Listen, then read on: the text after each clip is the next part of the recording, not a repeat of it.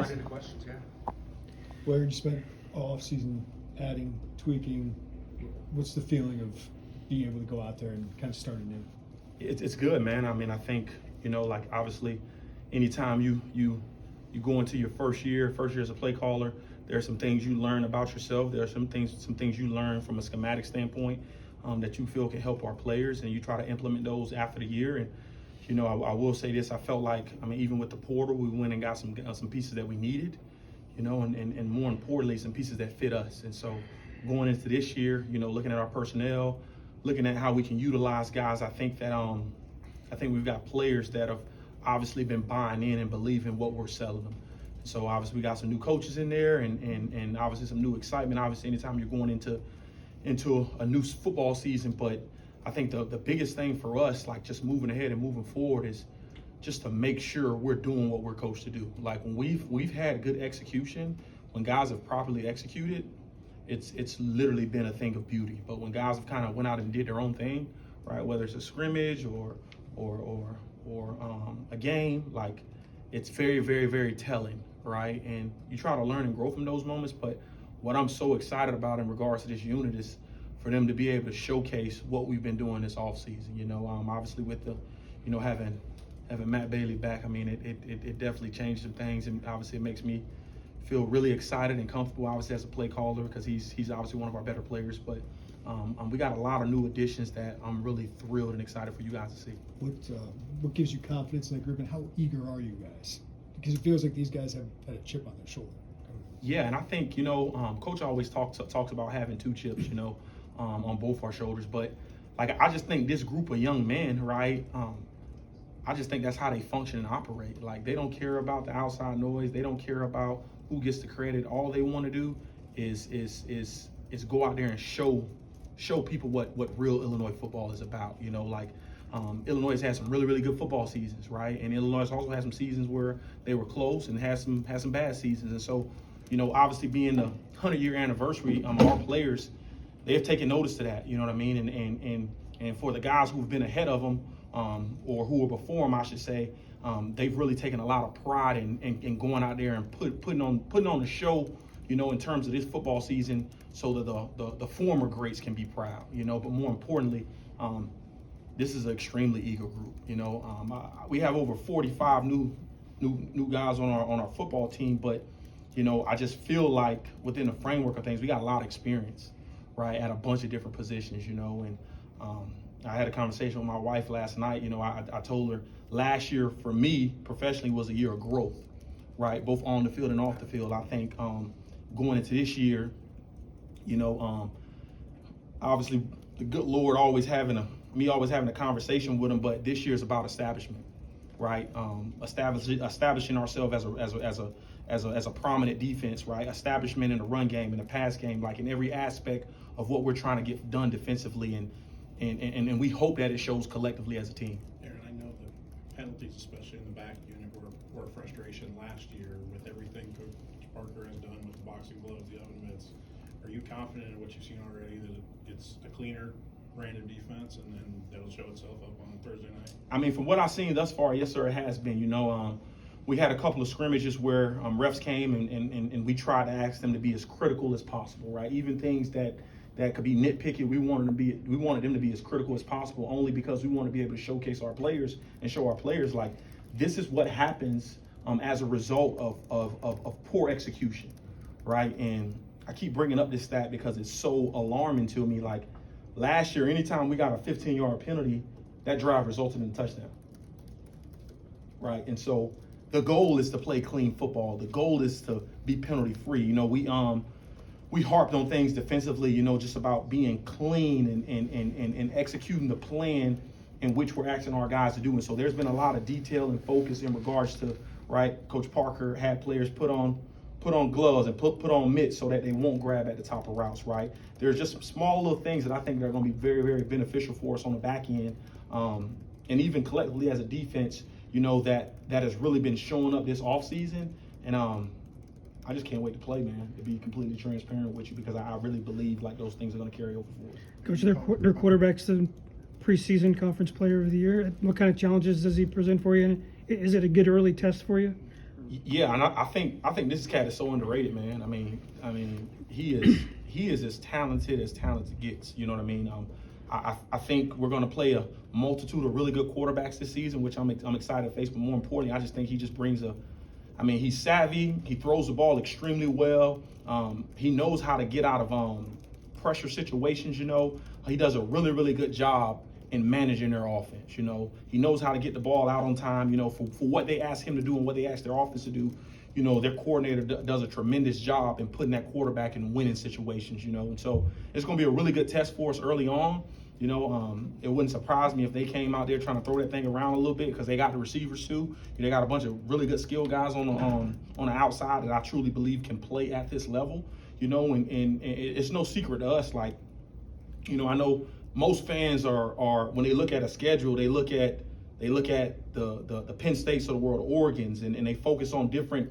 But for us, this is a Super Bowl for us, right? As much as people want to downplay it, like we know this team is coming in here to beat us, right? Like they got talented players on their roster that could have played here easily, in my humble opinion, right? And so I think our preparation for this game and how we've been taking it, you know, like for every week is a Super Bowl, right? Like every single week is a college football playoff game, you know, because you never know. And so just our focus and our mentality is just going out there and taking it one play at a time, one rep at a time, and doing what we're coached to do.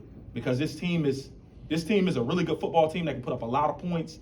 And they have really, really good skill position. And anytime you mix all that together and you got a signal caller and a quarterback who's as talented as this young man, you got a chance to win a lot of games. Aaron, you talk about the idea of establishment as a defense. How as a coordinator do you convey that to your guys? And the second part, how have you seen them throughout camp kind of embody that concept?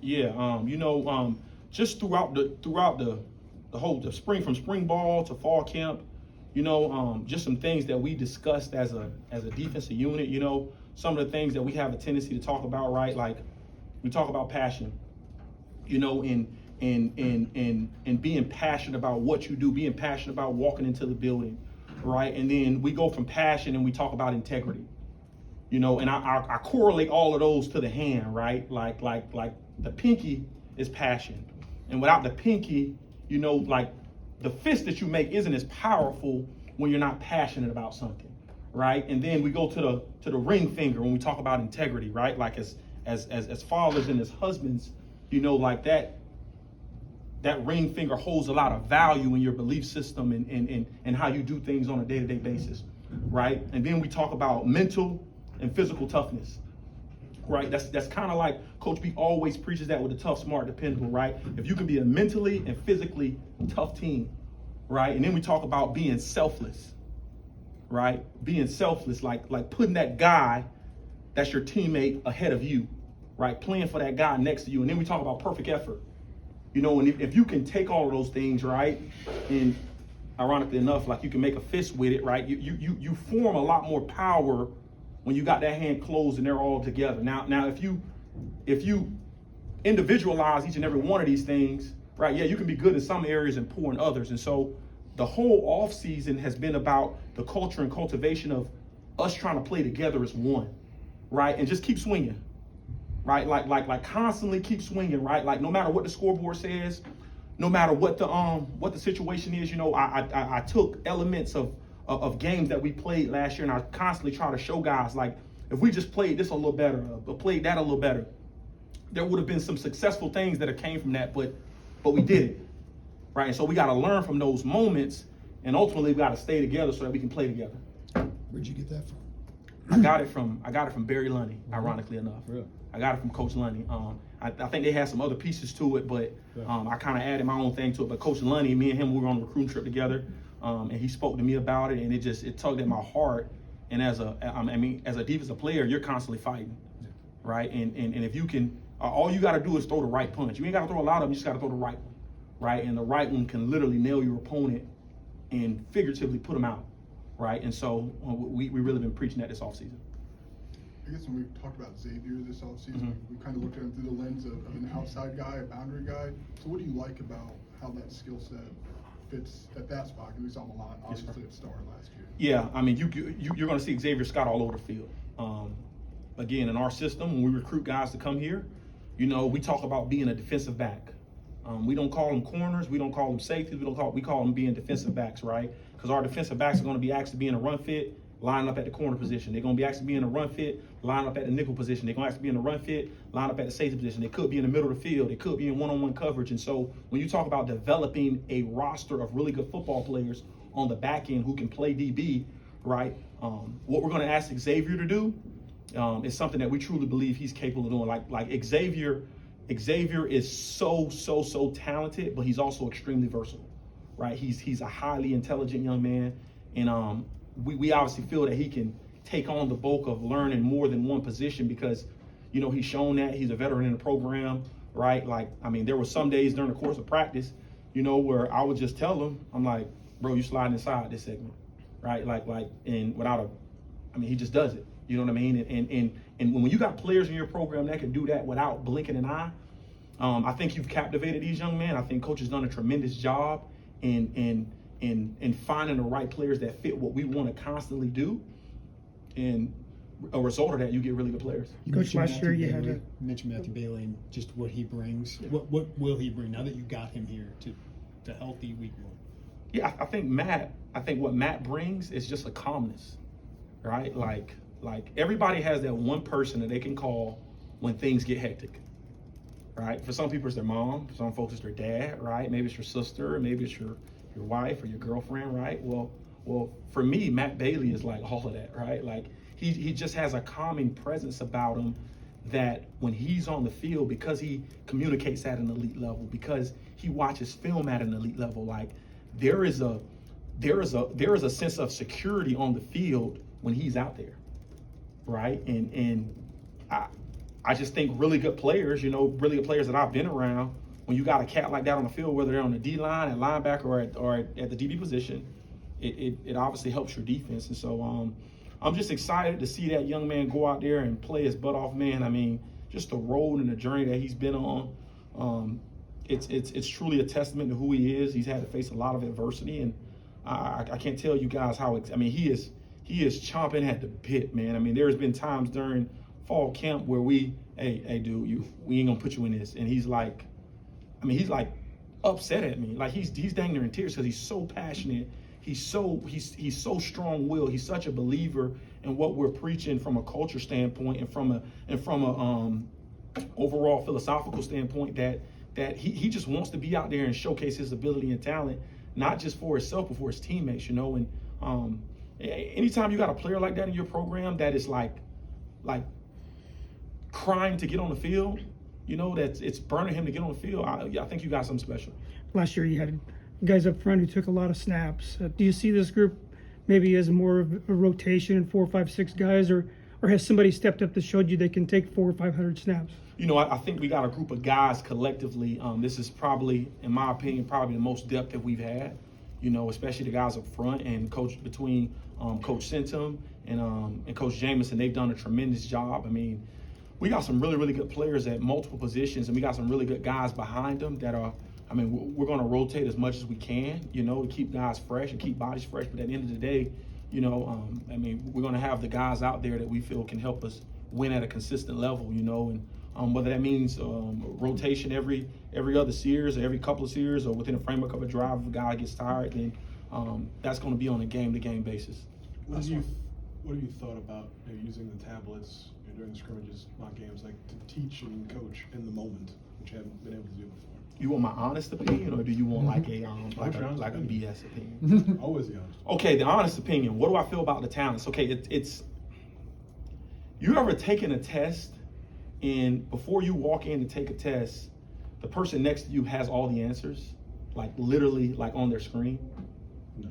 You probably haven't, right? Well, growing up in Immokalee, Florida, there have been occasions where you walk in a classroom and the person next to you has all the answers, right? Well, those tablets, you know, it used to be wait until the game's over to kind of get the info that you need. Oh, we should have did this and that. Well, you're going to be able to find out info like right as the drive is ending, right? You're going to be able to gather info literally as the drive is ended. And so there's going to be a point of emphasis on it's not what happened, but what could happen. Right? It's okay, they didn't get us here. This play went for a TFL or a sack. but it could have did this. So there's going to be a lot of fast, a lot of quick and I guess somewhat easy ways to kind of see things that could have potentially happened because you have those tablets. And so I think they're kind of an outlet, right? I think they're kind of a scapegoat to a degree, because it's going to give people answers to tests that they normally wouldn't have until the game's over. But I mean, at the end of the day, right? It's about players, you know, and if you have the right players in the right position and you prepare them the right way, I think they're gonna have a chance. But I like the tablets, but in a sense, the tablets can almost kind of hinder you in some facets, because guys come off the sideline, that's all they want to do is look at it, right? That's all they want. I mean, as opposed to like what could have potentially happened, right? They want to see their sack, or they want to see their big hit or whatever, and it's like, dude, we ain't doing it for that, right? We're doing it to make corrections on certain things. But so there's pros and cons to it. We had a dry run of it last week. You know, it's pretty good for us, and I'm excited about it. But there's some knocks on it, right? Because it is video, right? Because I mean, if it was live stills, if it was stills, that'll be one thing, just regular pictures. But this is like full video, right? And you can get some quality information from full video. All right, thanks.